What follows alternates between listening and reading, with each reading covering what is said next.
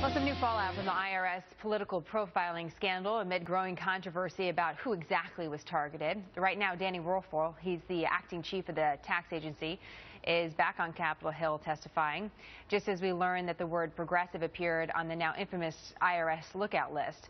But the Treasury Department says there's no evidence those groups were targeted like conservative or Tea Party groups. Werfel weighed in on that today. It's our understanding as we review the facts that there's a diversity of political labels in those organizations that were put in through process for further review. Joining us now, Tim Carney, senior political columnist at the Washington Examiner. So, Tim, at first there was a little bit of a flurry, even though the Inspector General's report said, other groups were on a list, a watch list, if you will, a targeting list, whatever you want to call it. But the real behavior against these groups was to the conservative group. So just what do you make about this progress or lack thereof in this investigation over the last several weeks? One of the things Democrats on the committee have tried to do is say, oh, look at the word progressive was on this lookout list, so now we know that this whole scandal was made up. That is what Democrats are saying very clearly, and they've convinced a lot of liberal journalists. Chris Matthews on Hardball on MSNBC began his show that way yesterday.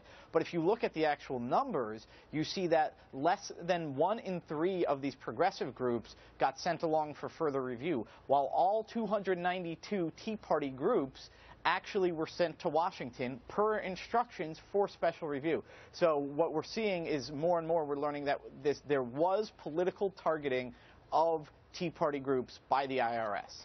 And so one of the questions that's come up is, and I'm sure viewers have thought this as well, is we haven't seen anyone fired yet. If that indeed is the case, is there something missing still along that line that you mentioned? There was conservative groups targeted, they were delayed, certain hardships were put on them.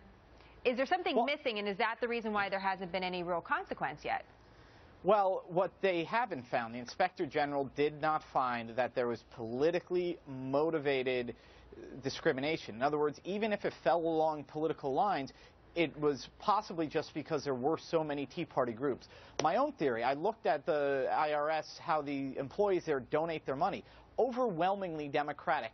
2-to-1 IRS employees give their monies to Democrats. In that Cincinnati office, that was the heart of a lot of this, every donation in the 2012 election went to either Sherrod Brown, a liberal Democratic senator, or to Barack Obama. So you give liberal bureaucrats the job of saying who's overly political, they will naturally be more skeptical of conservative groups as opposed to liberal groups. Have you done any interviews with any of the people inside the Cincinnati office that has suggested that, have come out and said, well, there is this leaning this way, so it makes sense that this would happen? Or I'm using that term, I haven't gotten, no, IRS employees wisely are not doing a ton of interviews with me. But no, you look at the donation, and it's very clear that, and it's just the nature of someone who works in the IRS is not likely to be a libertarian or, a big supporter of tax cuts. And that certainly leads us into another conversation completely. Let me just ask you about the solutions that are being put forward, because there have been some solutions that have been suggested.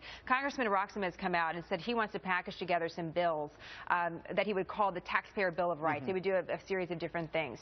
Do you think the solution here is more government, more laws, or something else entirely? I think the solution here is getting rid of the IRS and getting rid of the complicated income tax, if not the whole income tax. I think that when you put the IRS in the job of saying, police political speech, watch who's being too political, that is inherently a corrupting and a dangerous situation. And but isn't that just human nature in general? Let me just take you up on that, because we've done a couple debates about whether or not we should get rid of the IRS. And what kind of comes up in these conversations is that corruption exists. Wherever, in whatever agency, there's going to be bad people and there's going to be good people. And you hope that there's good people that are collecting your taxes, but they may not be. And it may not be the IRS or the Treasury or whatever. So how do you really legislate corruption out of the system entirely? I think the only way is to get rid of the institutions that foster the corruption and give too much power and discretion to individuals who might even be trying to act in the right way. And so again, this is why you get rid of the IRS entirely, not because the people at the IRS are bad. These are hard-working people, they're public servants, but their job is to police political speech, and that's not the job that anyone in America should have. I have a quick final question for you. An independent officer within the IRS is suggesting that anyone that had this happen to them, political targeting, should get $1,000 of apology money. What do you think, Tim? $1,000 bucks? Whoa, wait, Whoa. I don't know. Is that the IRS moving our camera? Hold on, Tim. Something going on with your camera. Maybe someone didn't like that idea and they didn't like the question. If Tim's with us still, there you are. Now you're in the center of the camera, which is always good. But what do you think about that idea that $1,000 should be handed out to groups that were hit by this? I'm skeptical of apology payments. I do think that at least going forward, they should stop being in the position of policing political speech. But we also have to ask, are there groups that are still being blocked? Are there groups whose activity is being blocked? Because we need to make sure that they're expedited into this situation, all right, to being able to conduct their activities. If you don't like one of my questions in the future, just don't expect any payment as apology, now that I know your stance on that. Tim, thank you very much. I know you've done a lot of reporting on this, and we look forward to having you back as we continue to watch this story because it keeps on going. Tim, thank you. Jenna.